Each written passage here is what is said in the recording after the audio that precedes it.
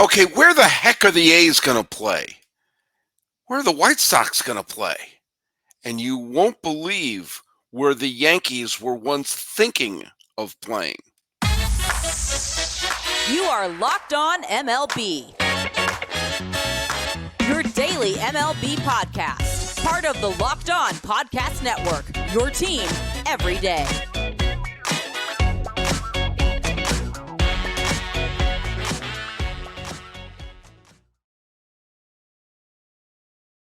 Hello, baseball fans. Welcome to Locked On MLB, part of the Locked On Podcast Network, where it's your team every day. This is the daily podcast. We talk about all the Major League Baseball.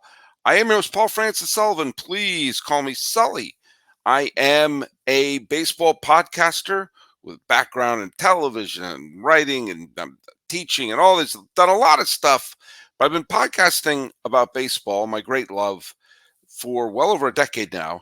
And we are now in my 6th season here at the Locked On Podcast Network, and I'm looking forward to a lot more fun.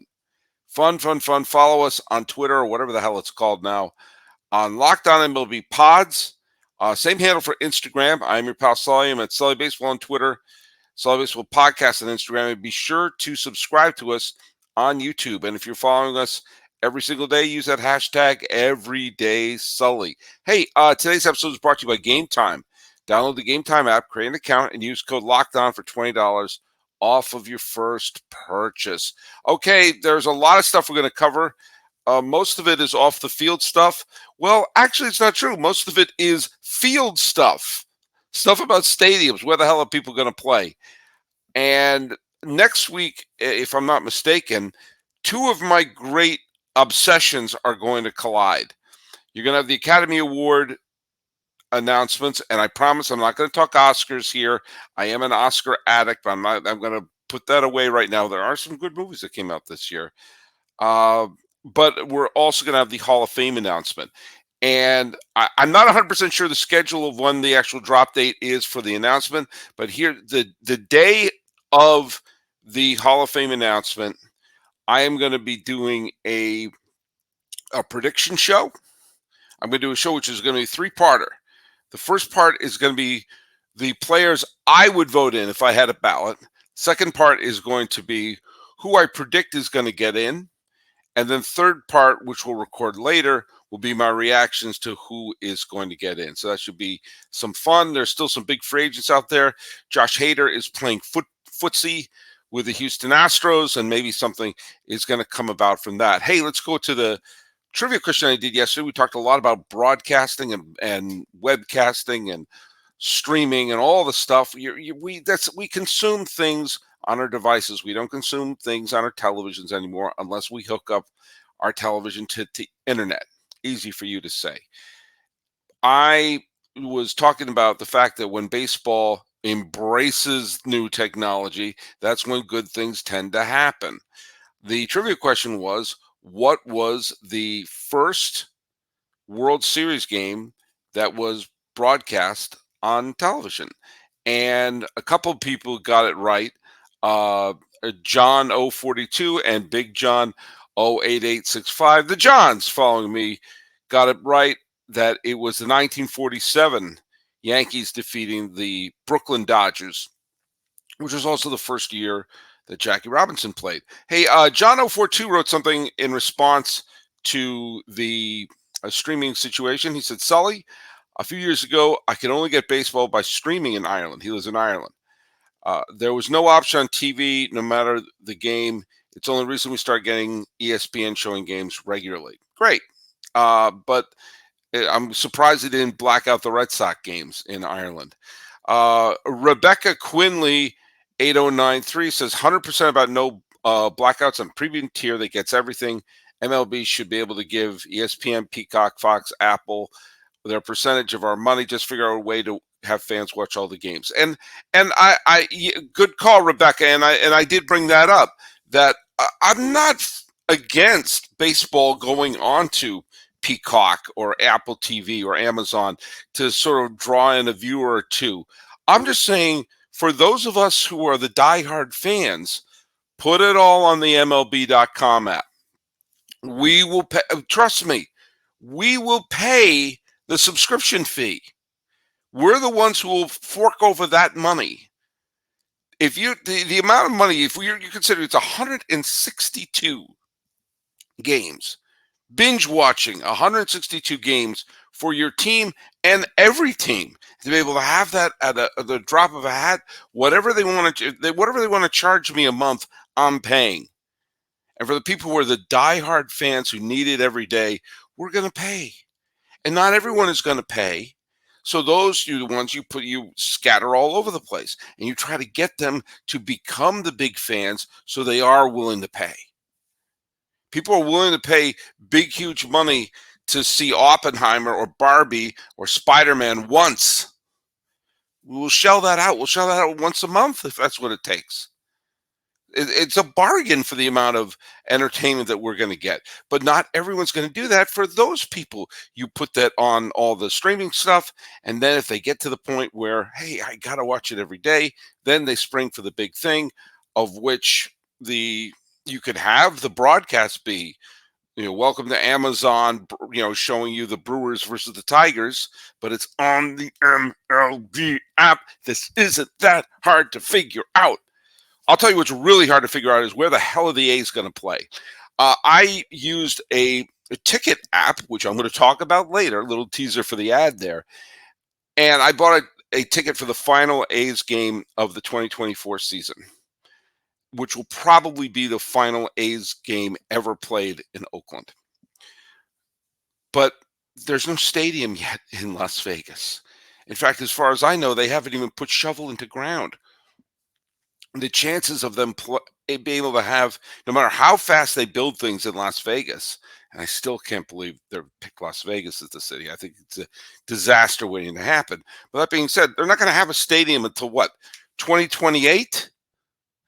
And so the lease at the Oakland Alameda Coliseum is up after I go to that game that I bought the ticket for in September.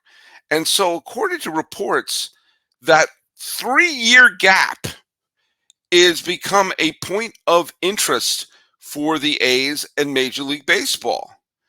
And one of the things that has been coming around is, could there be temporary homes in temporary minor league cities for the A's? This is a vagabond franchise as it is. This is going to be a topic of a show coming up in the next week or so, about why aren't they the team of Philadelphia. But they've left Philadelphia in the 50s. They left Kansas City in the 60s. Now they're going to leave Oakland, and they are going to wander the desert like Moses, waiting for the promised land that is Las Vegas, the indifferent fans of Las Vegas. Well, according to John Shea of the San Francisco Chronicle, they A's have been considering maybe playing a couple of years in Sacramento at Sutter Health Park, the AAA ballpark for what used to be the A's affiliate, then became the Giants affiliate.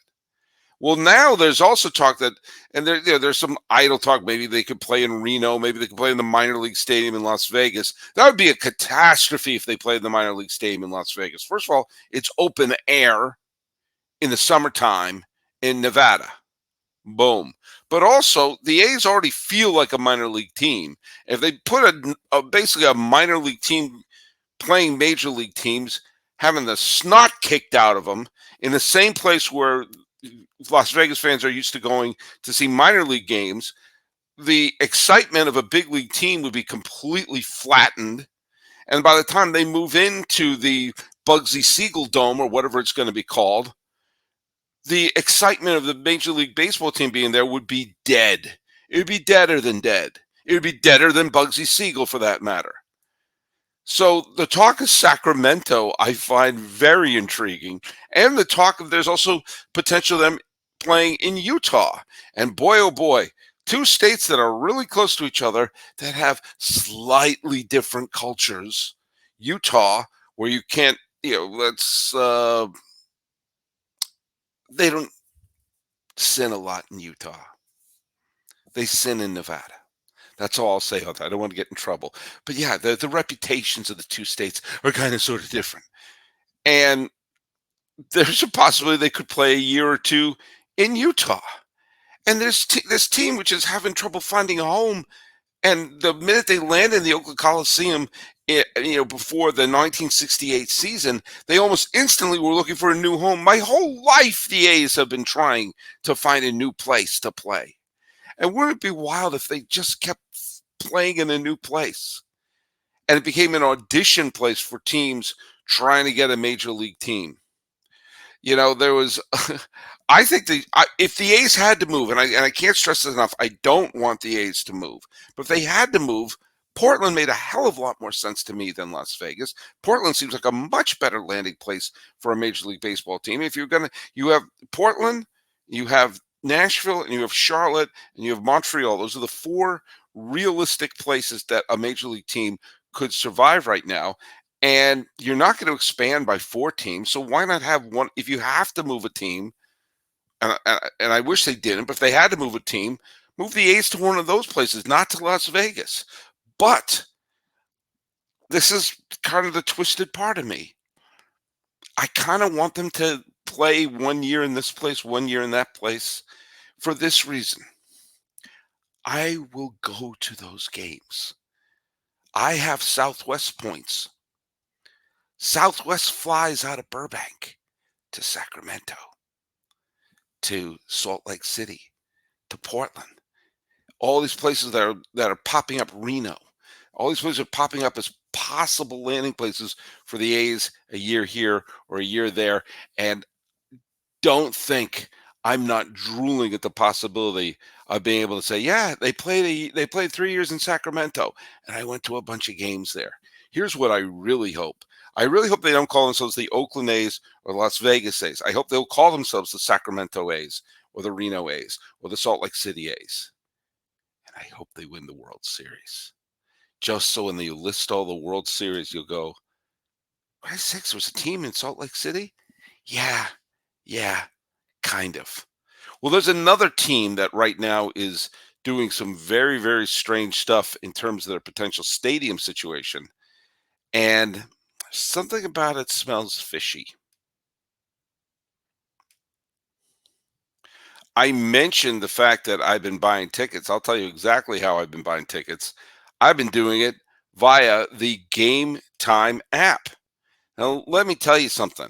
If you're going to be buying tickets, and if you're going to be trying to get out there and see all the best concerts, to see all the best sporting events, no matter what sport you're following, what you got to do is head on over to Gametime, because Gametime is the fastest and easiest way to pick up your tickets and do it right.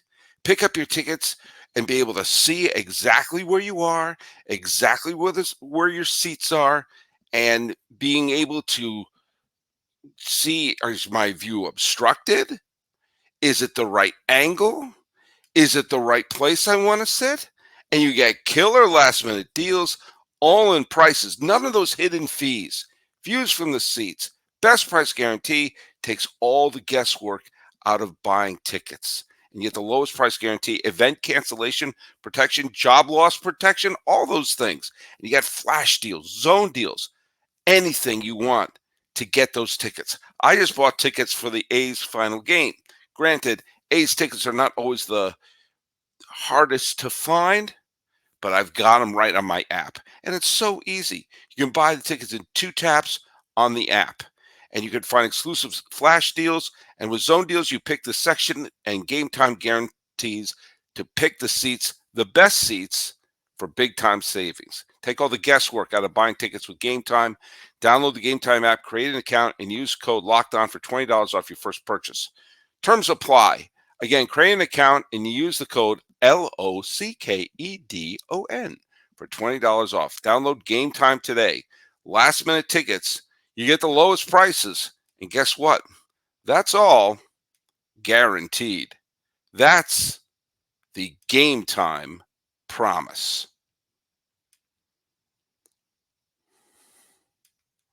Hey, a quick reminder for our fans out there that Locked On has launched the first ever national 24/7 streaming channel on YouTube. Locked On Sports Today is there for you 24/7, covering the top sports stories of the day with local experts on Locked On, plus our national shows like this one covering every league.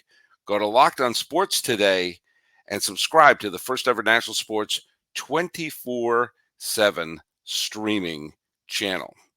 Okay, let's talk a little bit about what's going on with the Chicago White Sox. The White Sox made some sort of crazy announcement that they are having a serious talk about the South Loop, the 78. It's a big old stretch of undeveloped land that's in the south, not quite the south side where they play right now. It's closer to the center of the city.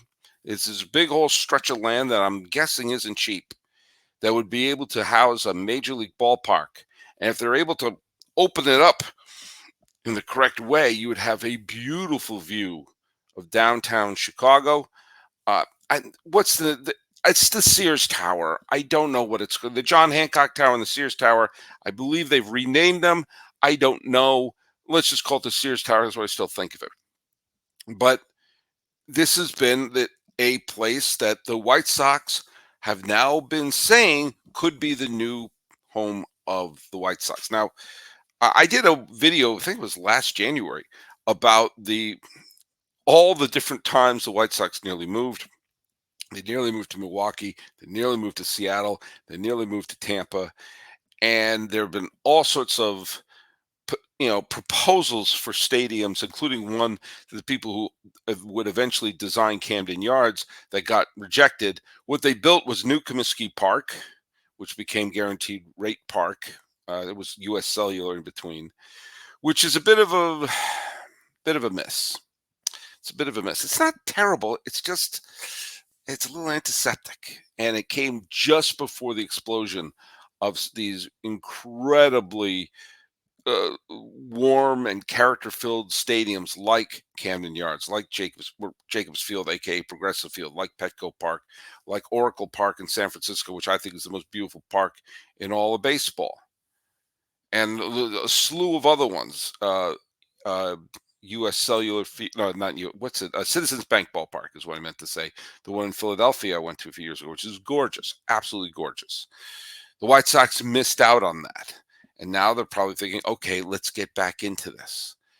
And this is being a proposal. It's being thrown out there. It could be a great place for the White Sox, a great way to make that a hub of potential businesses. An argument that I keep hearing that always rings a little false. There have been a few examples of that happening in baseball, but not many. There's something about this smells fishy. Maybe it's because I lived in the Bay Area for so long, and I lived in the Bay Area for all the times that the A's were dangling Fremont and San Jose and all these different places as potential landing spots for the A's. Something about this feels fishy. The owner of the White Sox Reinsdorf seems to be playing a little bit of footsie with the city of Nashville. The city of Nashville is a potential dynamite landing spot for either an expansion team or an existing team. It has the type of fan base that I think would make a great baseball city. They have a fan base that has deep roots. People have lived in Nashville for generations. It's not a transplanted city the way that Phoenix is, the way that Miami is, the way that Las Vegas is. There's generations of people, great pride in Nashville. They've shown they can be supportive of sports teams there. And there's a lot of money, a lot of big businesses, a lot of chance to sell out corporate boxes and corporate sponsorships and all that other stuff that you kind of sort of need to have. And has a huge push to get a team there with the Nashville Stars group that includes a lot of people, including friend of the podcast, Bob Kendrick, and people like Tony La Russa and Dave Stewart. Lots of people, lots of money wanting to put a team in Nashville. And I can't help but think that the White Sox management is thinking we are the second team in Chicago. They are. And again, I want everyone to note, I don't want the A's to move. I love the A's in Oakland. for personal reasons and also the many A's fans I do know. I love the quirkiness of the A's. I want them to stay in Oakland, and I really want the White Sox to stay in Chicago. But I do understand why those teams would want to move elsewhere. The White Sox saying, geez, we can never get the attention of this city. Yeah, and I bet you anything, they could build the most beautiful Camden Yards type ballpark right in the middle of Chicago. But I think that ship has kind of sailed in terms of reviving franchises. I think you need to just put the big product on the field. Camden Yards was a massive success because it was new. There were so many cookie cutter parks and multi-purpose parks, and Camden Yards exploded as this giant geyser of nostalgia in the middle of Baltimore. Well, now that's what's expected. It's kind of like the first Spider-Man movie was really, really cool, but now every other minute there's a Spider-Man movie, and it's like, all right, we get it. He swings on webs. We got it. It's no longer as exciting. And the same thing for a beautiful new ballpark, especially since Chicago kind of already has one in Wrigley Field. I know they're diehard White Sox fans. I know diehard White Sox fans. And I know there are some White Sox fans who will never, ever, and did I mention ever, become Cub fans. Yeah, but they're mainly Cub fans. Even when the White Sox won the freaking World Series in 2005, people were going on the street. The ESPN was interviewing people on the street looking for Cub fans for their reaction of the White Sox winning the World Series. So I'm sure management, kind of like how the A's management going like, we're the Bay Area can't support two teams. Let's get out of here. And the White Sox management, Chicago could potentially support two teams, but unless the White Sox are really, really good, they have trouble drawing. And they certainly have trouble getting the attention of the city. And I said, why don't we take a city where we'll be the biggest thing there? So I get it. And why I'm bringing that up is there's this whole loop, South Loop thing going on. Was it the 78 in Chicago? I have a feeling that's where the Bears are going to have their new ballpark stadium. I'm sorry, I'm used to saying ballpark. And this strikes me as the White Sox are saying, hey, we tried to do blank. What was proposed doesn't really make any financial sense for the city, and they're probably not really going to do it, but they can point to it the same way the A's pointed to Fremont and Howard Terminal and all the other places throughout the Bay Area, everywhere short of my mother's backyard. So this is the way that they can say, we got Nashville. But hey, Chicago, we tried. Oh, boy, did we try. But you all didn't want to pay for that, and we got this thing from Nashville. This strikes me as a little bit, I don't want to say fishy. It just strikes me as this is their way to make it look like they did their due diligence. And that in the end, they're probably going to go elsewhere. And it would not stun me if when all is said and done, the White Sox become the Nashville White Sox. I'm not saying I want that. I'm just saying it wouldn't surprise me. Kind of like I don't want another Spider-Man movie. I just get the sense they're going to make one, whether I want to see it or not. Truth be told, they're good Spider-Man films, but kind of done with them.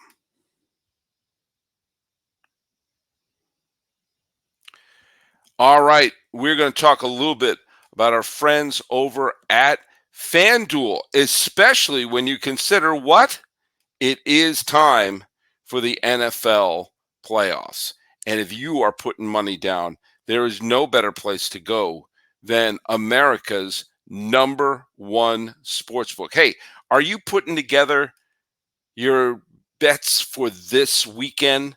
Big games coming up, figuring out who's going to go to the conference championship and blah, blah, blah. This is where you go. You go to FanDuel. Right now, new customers get $150 in bonus bets guaranteed when you place a $5 bet. That's $150 in bonus bets, win or lose. The app is so easy to use, and there's so many different ways to bet, like the live same-game parlays, You find bets in the new Explore tab, make a parlay at the Parlay Hub. It's the best way to find popular parlays and more. So visit fanduel.com/locked on and make your first bet an easy chip shot field goal. FanDuel, it's an official partner of the National Football League. I'm going to be doing a What If Friday today, and it involves, well, we've been talking about franchise moving and strange things happening behind the scenes. And there was a period of time when a city had a bunch of teams and there was a lot of friction and people wondering, ooh, is this team going to stay in this stadium? Is this team going to move? And it was a while ago. It was about 100 years ago, a little more. And it involved a lot of, angry rich owners and a rich league president butting heads that almost created what would have been, from our timeline, one of the biggest and strangest and most divergent new histories of not only baseball, but baseball fandom. Let me just tell you what I'm talking about. In the 1910s and the 1920s, you had the American League and the National League, and they really were two different entities. There was no Major League Baseball. You had two distinct leagues that really only interacted at the World Series. That was one of the things that made the World Series so special. There was also a lot of times the American League was formed to take on the National League, and they took them on head to head in a bunch of cities. That's why you had so many cities that had two teams: Philadelphia, Boston, St. Louis, Chicago. A lot of these, New York had three teams, with, if you counted Brooklyn, and I do. You're at some cities in the National League that folded, like in Cleveland and Detroit, and boom, they jumped in there. Really, as now that I'm thinking about it, Cincinnati and Pittsburgh were the only teams that were National League only, that the American League didn't encroach on them. Well, within the American League, there was a lot of strife and a lot of arguing. And the president of the American League, the person who founded it, was Ban Johnson, big, larger than life figure who clashed often with some of the owners in baseball. Three of the owners he clashed with were Harry Frazee, who owned the Red Sox, Colonel Rupert, who owned the Yankees, and Charles Comiskey, who owned the Chicago White Sox. And those three teams were battling Ban Johnson, arguing with Ban Johnson, and being a thorn in Ban Johnson's side, Ban Johnson being the president of the American League. Now, the Yankees were not a very profitable team. The Red Sox were a very successful team, winning a bunch of World Series in the 1910s. The White Sox were also successful, but they got in big trouble and really put the league in an embarrassing situation when the White Sox players started taking money from gamblers to throw the 1919 World Series. Watch the movie Field of Dreams or 8 Men Out if you want to know about that. Well, the Red Sox owners, Harry Frazee, was more interested in being a Broadway producer. And very famously, he sold off big stars like Carl Mays and eventually Babe Ruth from the Red Sox to the Yankees to finance his plays. And at one point, as part of the deal for Babe Ruth, it included a mortgage that the collateral of the move was a loan of which the mortgage of Fenway Park was used as collateral. Essentially, the Yankees owned a gigantic piece of Fenway Park. Well, when Babe Ruth came to the Yankees, they were playing in the Polo Grounds, which was the home of the Giants. The Giants were the team of New York until Babe Ruth showed up. And with Babe Ruth there, even though it was the Giant Stadium and the Yankees were just leasing it, renting it, the Babe Ruth Yankees were outdrawing the Giants. The Giants were winning. The Giants were pennant winners and World Series winners, but people were waiting to see Babe Ruth. That kind of embarrassed the Giants. And the owner of the president of the American League, Ban Johnson, already hated the Yankees and saw that the moves that the Red Sox were making with the Yankees were pretty much bankrupting the Red Sox. And so Johnson went across league lines and tried to persuade the owner of the Giants, Mr. Stoneham, to evict the Yankees when their lease ran out, as if to say, get out of here. We don't want you outdrawing us in our own ballpark. You got to scram and force them out and basically make them look silly, make them a team without a home. And if that situation happened and there was no other place, they wouldn't be able to go to Brooklyn. The Dodgers weren't about to let them share there. If that had happened, there was a factor in the Babe Ruth trade that I had mentioned that would have been in the Yankees' favor.